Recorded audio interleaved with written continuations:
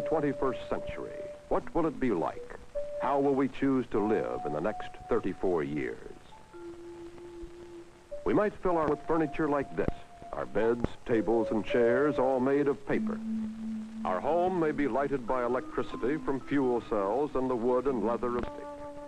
Our favorite easy chair might be inflatable, like a huge balloon.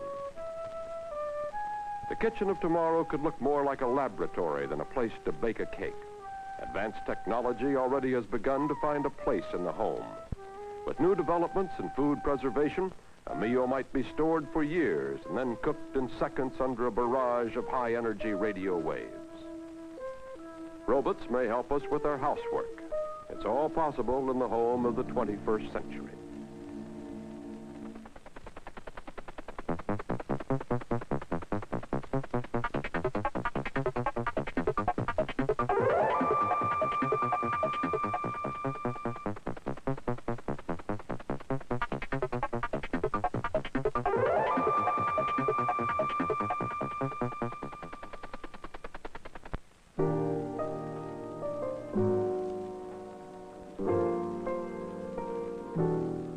Everyone dreams of a home somewhere, surrounded by natural beauty and a lot of land. Before the year 2001, 60 million new homes will be built. Some of these visionary homes of tomorrow exist today. This is what people dream about for the 21st century. What will be the reality? The search for a place to live in the 21st century already has begun.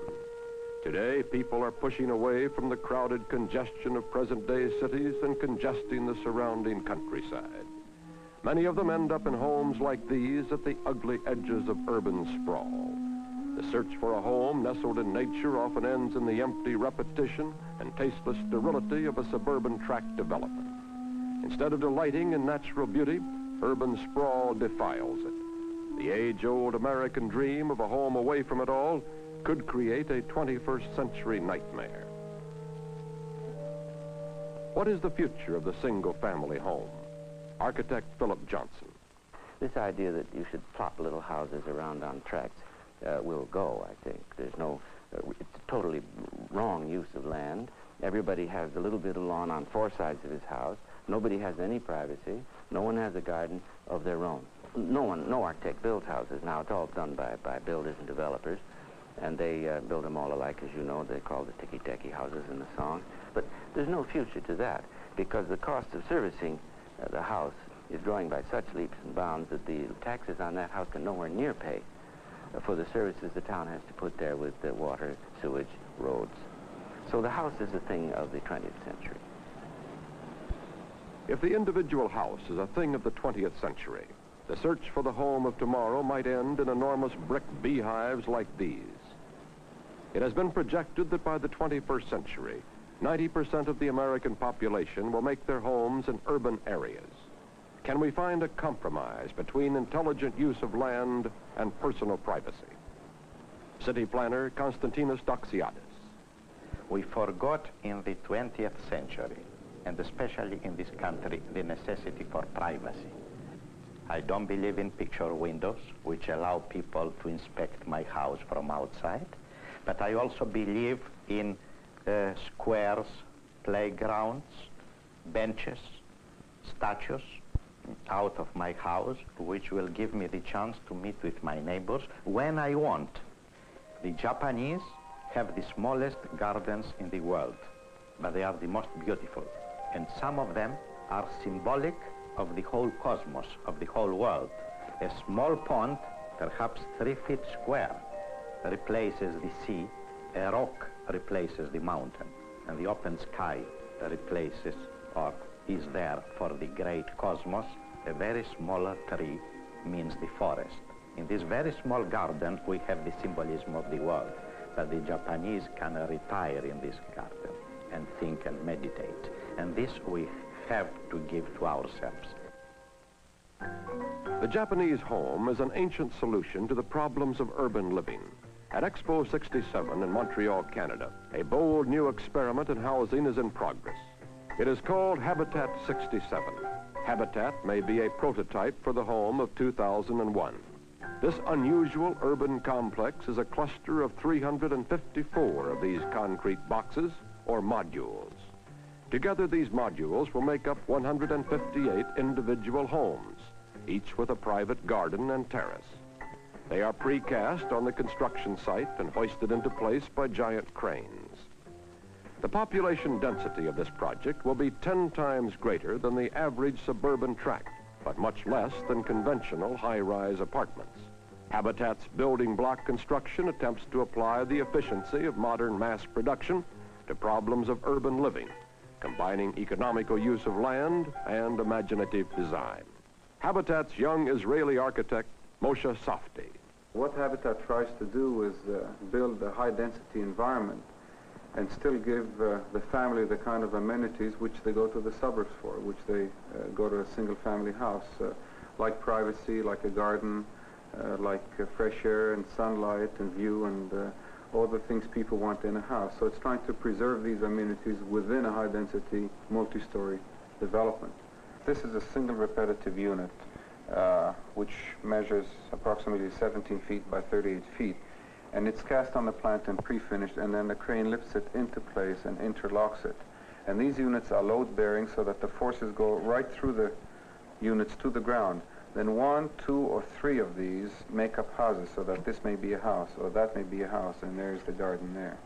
And the clusters which are formed by 8 units along the street have a common area of entrances and playgrounds on the other side. And then on the ground you have the car level and you have the pedestrian level. And the pedestrian level bridges to the river and to the harbor, and the car level and the pedestrian level never cross. Probably less than half of the 60 million new 21st century homes will be one-family dwellings. This doesn't necessarily mean the end of the individual home. Many build a second home in the country. With electronic communications and high-speed transportation, time in large urban clusters, and then really get away from it all in a truly isolated, self-sufficient second home. No one knows where the search for the home of 2001 will ultimately end. We do know some of today's possibilities, like these luminescent panels. Let's push our imaginations ahead and visit the home of the 21st century. This could be someone's second home, hundreds of miles away from the nearest city. It consists of a cluster of prefabricated modules. This home is as self-sufficient as a space capsule. It recirculates its own water supply and draws all of its electricity from its own fuel cells.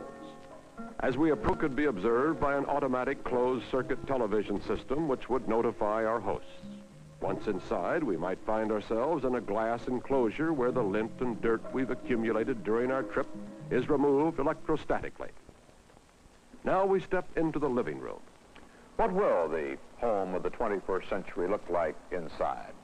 Well, I'm sitting in the living room of a mock-up of the home of the future, conceived by Philco Ford and designed by Paul McCobb. This is where the family of the 21st century would entertain guests. This room has just about everything one would want.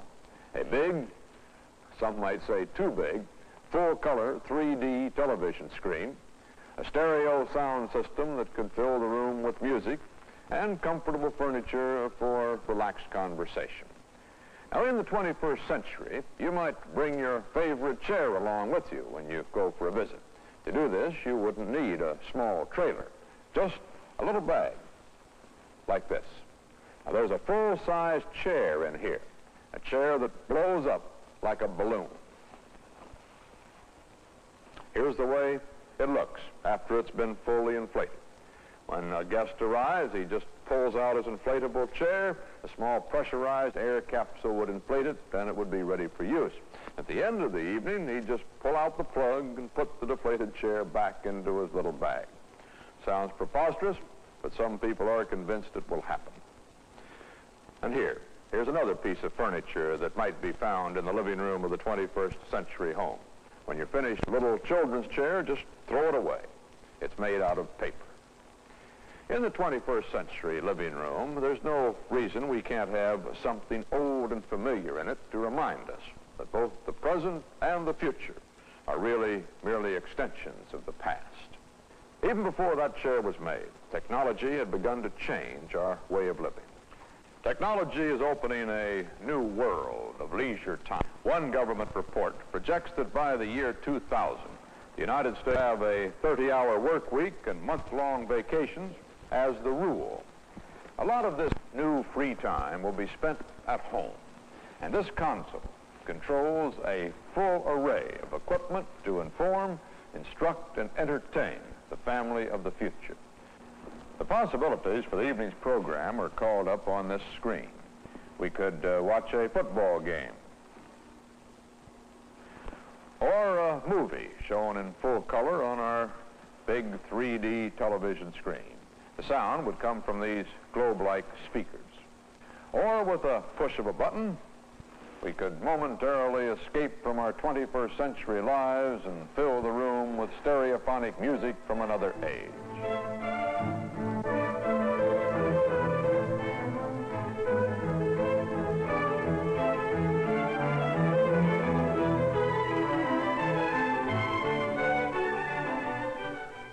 Everything in this home of the future has been designed for comfort. Today's air conditioners, for instance, are only the beginning.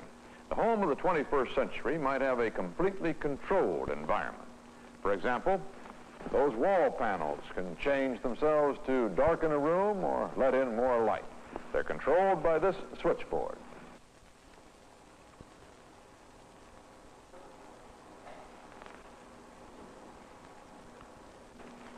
Now, this is where the family of the 21st century would relax. Over here is where work would be done. Now, this is where a man might spend most of his time in the home of the 21st century. This equipment here will allow him to carry on normal business activities without ever going to an office away from home. This console provides a summary of news relayed by satellite from all over the world. Now, to get a newspaper copy for permanent reference, I just turn this button, and out it comes.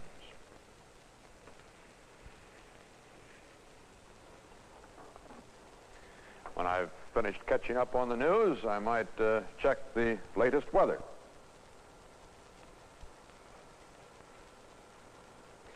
This same screen can give me the latest report on the stocks I might own. A telephone is this instrument here, a mock-up of a possible future telephone. This would be the mouthpiece. Now, if I want to see the people I'm talking with, I just turn the button and there they are. Over here, as I work on this screen, I can keep in touch with other rooms of the house through a closed-circuit television system. With equipment like this in the home of the future, we may not have to go to work. The work would come to us. In the 21st century, it may be that no home will be complete without a computerized communications console. The domestication of the computer already has begun. In Phoenix, Arizona, the Charles Crawshaw family has learned to live with a computer terminal in their kitchen. This teletypewriter is connected by ordinary telephone lines to a computer complex in New York City, 2,400 miles away. Charles Crawshaw, a General Electric engineer, works on technical problems. His wife, Barbara, uses the computer for various household chores. Here, the computer has expanded the proportions of a recipe for 6 into a recipe for 14. By the 21st century, home computers may be as common as today's telephones. Hey, what are you doing? Having fun. The children of the 21st century might be educated by a computer at home. The Crawshaw daughters do some of their homework this way today.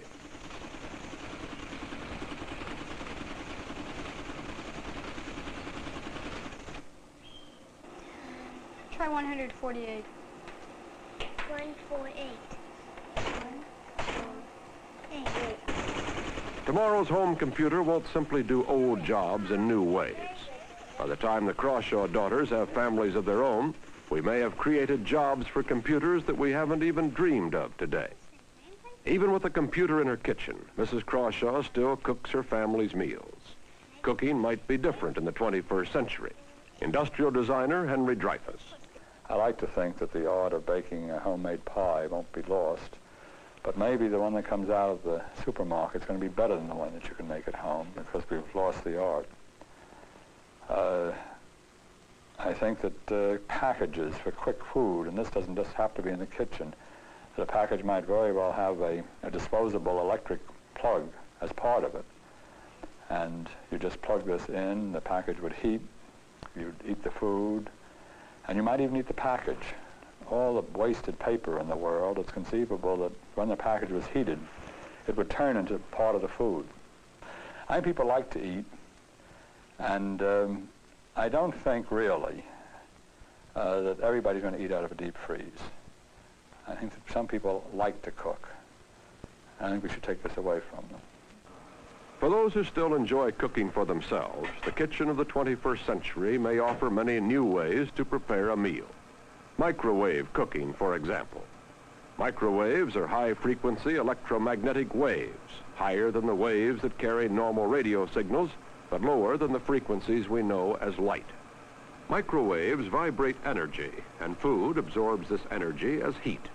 Many materials, like the glass that surrounds this souffle, are unaffected by microwave energy. The glass remains cool while the food gets hot.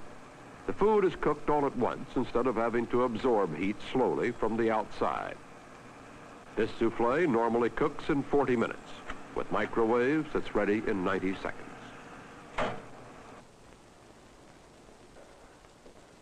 This might be part of the kitchen in the home of the future.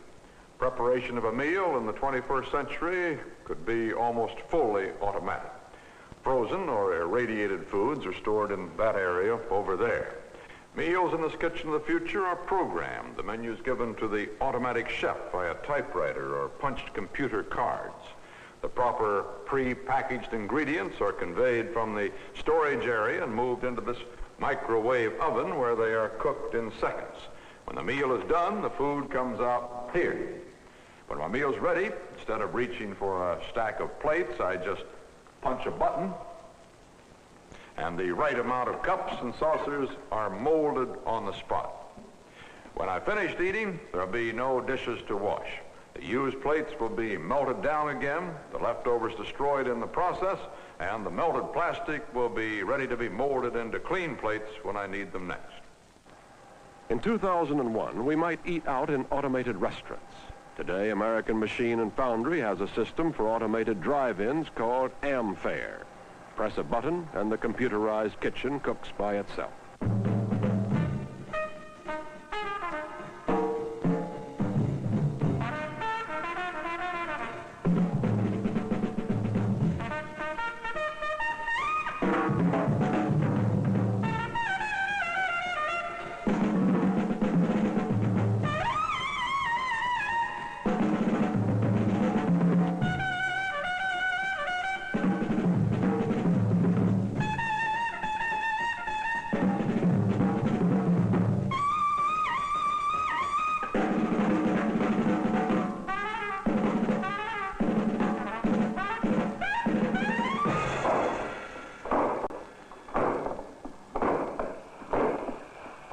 Robots are coming, not to rule the world, but to help around the house.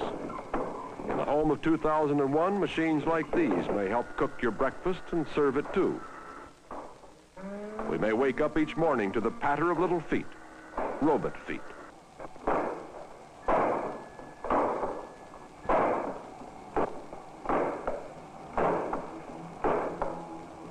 We spoke with a professor who is experimenting with computerized robots at London's Queen Mary College, M.W. Thring. Professor Thring, what are these? These are the first prototypes of small-scale models of the domestic housemaid of the future. The domestic housemaid of the future? Yes, the maid of all work, to do all the routine work of the house, all the uninteresting jobs that the housewife would prefer not to do. You also give it instructions about decisions, that it mustn't run over the baby and things like that. And then it remembers those instructions, and whenever you tell it to do that particular program, it does that program. What is the completed machine going to look like? Is it going to look like a human being? No, there's no reason at all why it should look like a human being. The only thing is it's got to live in a human house and work in a human house, so it's got to go through doors and climb up stairs and so on. But there's no other reason why it should look like a human being. For example, it can have 3 or 4 hands if it wants to. It can have eyes in its feet. It can be entirely different. It would have the full run of the house, and indeed these ones here are examples of machines that would actually walk upstairs. Just as the human being has the built-in sense of balance, we can build in a sense of balance into the machine so that the body part of it is always upright, even when the carriage is going up the stairs. Could the machine conceivably make a mistake and just walk out of the house, go through the wrong door? It could.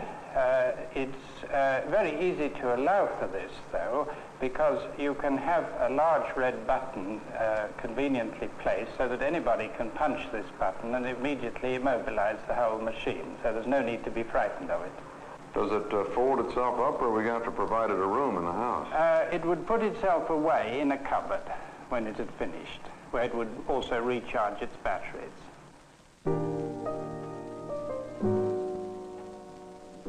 The 21st century home is still only a dream, as utopian and probably as unattainable for the average man as these far-out homes of today.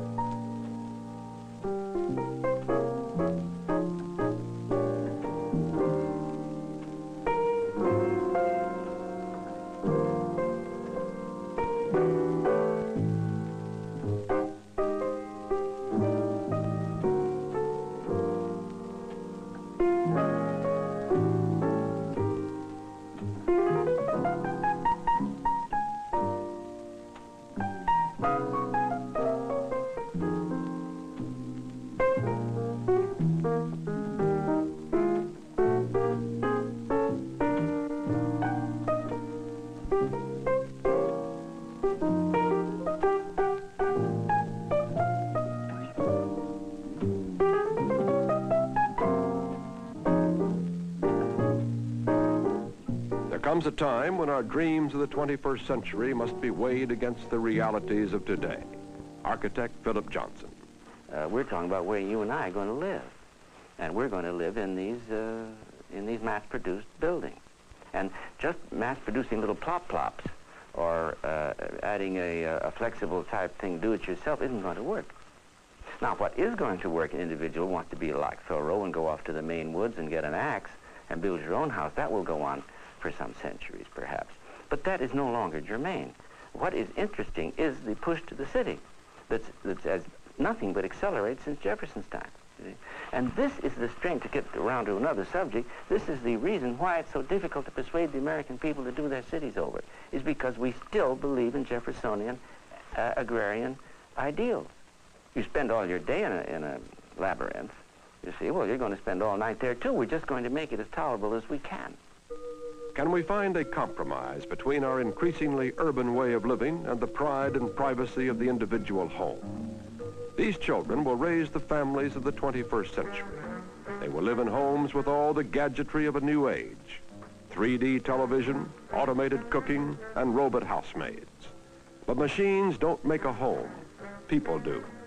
A home, as Winston Churchill once observed, is more than just a living unit. It will take decisions that go beyond technology, decisions about the quality of the life we want to lead, to answer the question, how will we live in the 21st century?